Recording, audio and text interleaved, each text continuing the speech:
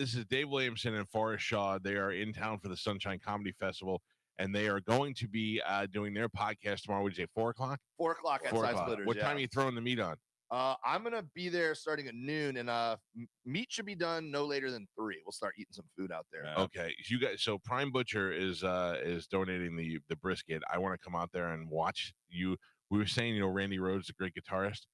He used to play with Ozzy and all that. He would, as great as he was, would still go into town and for a show, and he'd take a guitar lesson from somebody because he always felt like he could learn something else. Yeah, I want to come just watch you do it. I want to pick up Jedi skills. That's why I started my barbecue podcast, is because I just love talking barbecue with people. Yeah, so, I never thought I'd be that guy. Yeah, and I started it so I could learn from other people, and now in turn, people want to come out and talk to me about it and learn from me, and I'm just like, dude, you can never stop learning when it comes to cooking and barbecue. No, and all you people who have got something for Christmas that you've failed miserably on, it's a good time for you to come out and learn how to do things the right way. Yeah, subscribe to the Meet Dave podcast, and while you're there, go ahead and subscribe to the Merman podcast. Merman, not Merman. No, Merman. Yeah, I've not heard it, and I want to check it out. I probably will hang out with you guys for a little while tomorrow. It's very Florida centric. Since Forrest and I are both from Miami, all of our stories end up with like, "Yo, this one time in Miami." So it's really us bringing everything back to growing up in Florida for the most part. Yeah, we're also very different. Like, I'm a curmudgeon, and he's like Although if I just saw the two of you for the first time and you said, which one is the barbecue guy, I would have picked you. Yeah, sure. I'm like, eat barbecue. Yeah. Where in Miami are you from? Or South Miami, city of South Miami. I went to Coral Gables High School. Okay, all right. So I lived in Miami Lakes for a little while. Yeah. And I try to explain to everybody that Miami Lakes is beautiful and Shula's was over there and all that, and then 2 blocks away was Hialeah.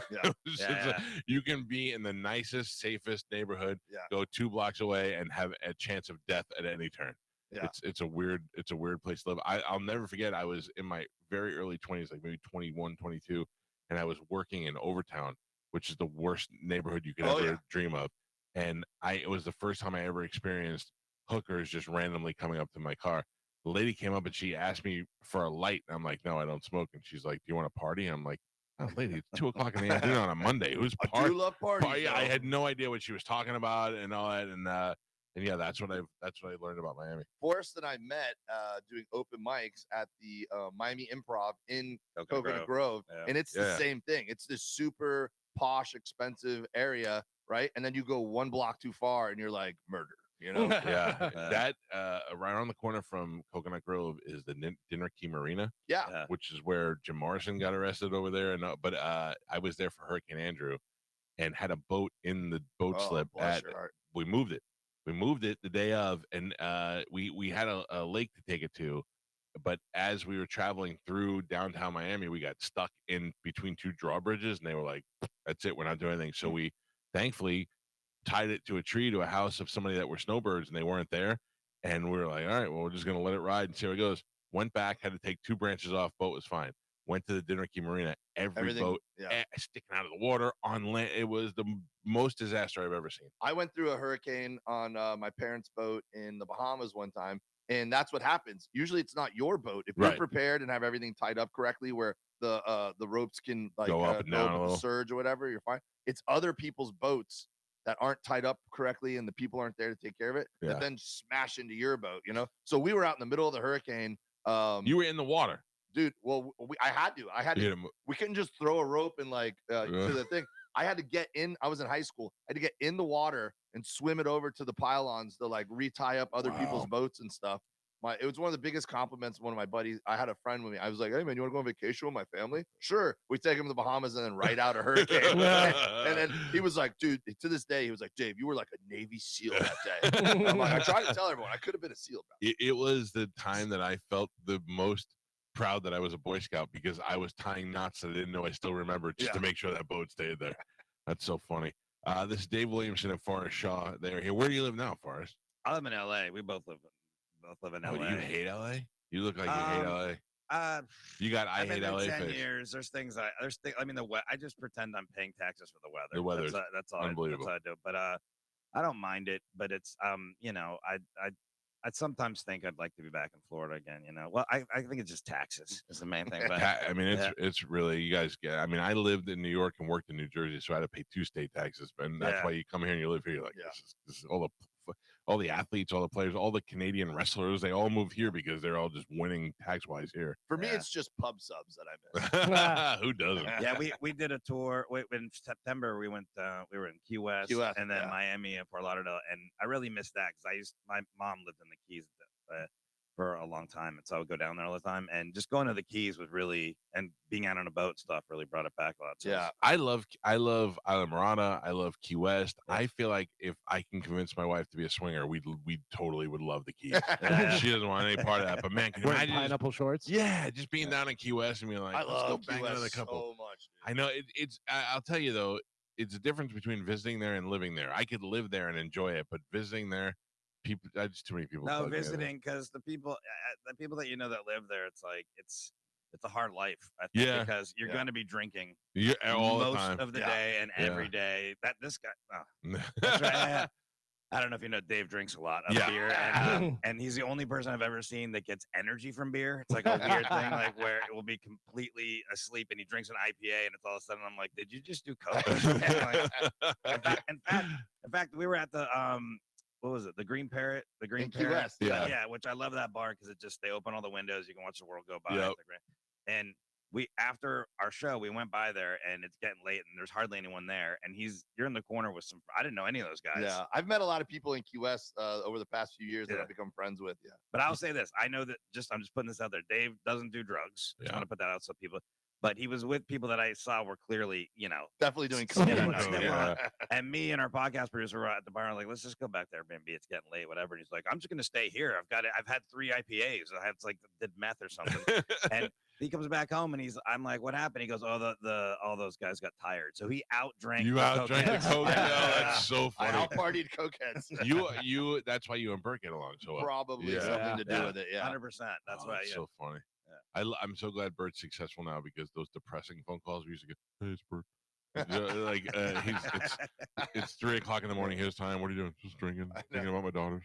It's just miserable. When I first started working the road with Bert, when he was doing clubs, it was like the best because we're both married guys. So we're not trying to go out to like nightclubs or anything like that, But we definitely both like to go out and meet people and have beers after the show, and be social. And then it was like, there's always a point in the night where it's like, yo, you want to just go back and like, grab a beer at the hotel and then call it a night, and people were always like, man, is it tough partying with Bert? Like, do you hate that? And I go, I never even thought about it. I was like, no, it's perfect. He's the exact perfect speed for me. People are disappointed by us sometimes because they think we're going to be like Mark Norman said before we really knew each other. When I went out to Dublin to see Bert, and Mark was on tour with him, and they just got back from Amsterdam, and they were burnt out just for doing so much partying. And Mark was like, "Oh, Cowhead's coming," and he's like, "Yeah," and he's like, "You don't like him?" He goes, "No, I like him a lot, but I know he's a big partier," and he doesn't. He goes, "No, he's not." And he goes, "He's not," and he goes, "No." He goes, Mark Norman said, "I just picture him like he's the guy that wears that helmet with the beers on top of it." Bert goes, "You got the wrong guy," because I'm chill, and Bert will always be like, when we were on his cruise, we were in his room hanging out talking. And he's like, "This is the best part. This is the best part. Yeah. This is what we used to do on your cruise. Just hang out in the room and talk about it." Yeah, this is it, man. That cruise that was definitely a party, man. That cruise was insane. That was the fattest group of people I've ever seen in my life. And I was in the group. I'm not. I'm just saying that is the fattest group of fat people I've ever seen in one convention together. And then everyone had hotter wives than they deserve. You 100%. And I was just looking around like, everyone is the same person on this ship. It was crazy. My son is 17, but he looks 25, and he's good looking, and he's tall and skinny. I was like, this is you are the only one that could bang a hot chick on this cruise because everybody's a fat dump. You should be going crazy on this thing. So the last day we were supposed to go to that island, and then the weather was bad, so we just stayed on the ship, But now they had to like come up with stuff and programming and whatever and move the show. So I was supposed to just be able to hang out on the island all day with my wife. And then I didn't have a show until like 8 or 9 o'clock that night. And I did a lot of shows that week. Right. And I hosted the Newlywed Game, and I was went to the pub crawl the night before we got on the ship. Like I was going hard for like 5 days, And so the last day I wake up and we're not going on the island. And they're like, "Hey Dave, when you get a second, come down to production." And I was like, "What did I do last night?" And I get down there and they're like, "Oh no, we just were wondering if you could host the drink the ship dry pool party today. And I was like, what time does it start? They're like 10 minutes ago. And I was like, oh. And so for the first like 20 minutes of it, I was just digging deep and like, oh man, this is rough. And then all of a sudden I realized like, this is my dream. Like this is so fun. Like this, I just have a microphone and I got to come up with drinking games and everyone just is excited to see me. There's so many times we look at each other after a show and go, we do this for a living. Yeah. 4 hours. 4 hours I sat out there and hosted that thing and then went and did a 3 o'clock show. That's great. You know what's so great about that for us is we had the room next to Bert. So our window was up to where the stage was, where the band was. How many times did you accidentally see him naked? Oh, listen, one time we were watching TV and a naked guy was on a movie or whatever. And my wife goes, his penis looks just like Bert's. That's how many times we've seen Bert naked. My wife knows what his penis looks like. So yeah, but we were able to watch all the events right outside our window from our room. It was really a good time. Yeah. Really. And I didn't want to go. Because I was burnt out. I was cruised out. I was burnt out. I'm like, I'm good. I don't want to, but my son really wanted to go. And I'm so glad that I did because I had a great time. It was some of the best comedy shows, man. Everyone on the ship was a comedy fan. Yeah. And I love Miss Pat and Felipe, and there were just so many great people there. But listen, it's great to see you, Forrest. Great to meet you. I'm going to be out there tomorrow with you at Side Splitters. You're going to be a podcast starts at 4. The cooking starts somewhere between noon and 2. And thank you to Prime Butcher and anybody else that we want to thank. Anybody? Yeah. Most cities, I'm lucky if I find one butcher shop to hook me up, and in Tampa. Prime, I know, always hooks you up. Yep. You're always singing their praises. And then Heights Meat Market always takes care of me too. And they're going to send us some food. Heights Meat Market is also great. I buy their chicken. I buy from them all the time. They're a great place. And just good guys, man. And then W Sauce, Burton from W Sauce is going to come cook with me. That's our guy. And my buddy Chris Sussman, who goes by the Barbecue Buddha, he's going to come throw down. And then I got a couple other guys who are local barbecue dudes that are going to come through and hang out. And we don't even have a plan. We're just going to cook and just feed people for free. And if we run out of food, and we're just going to have fun.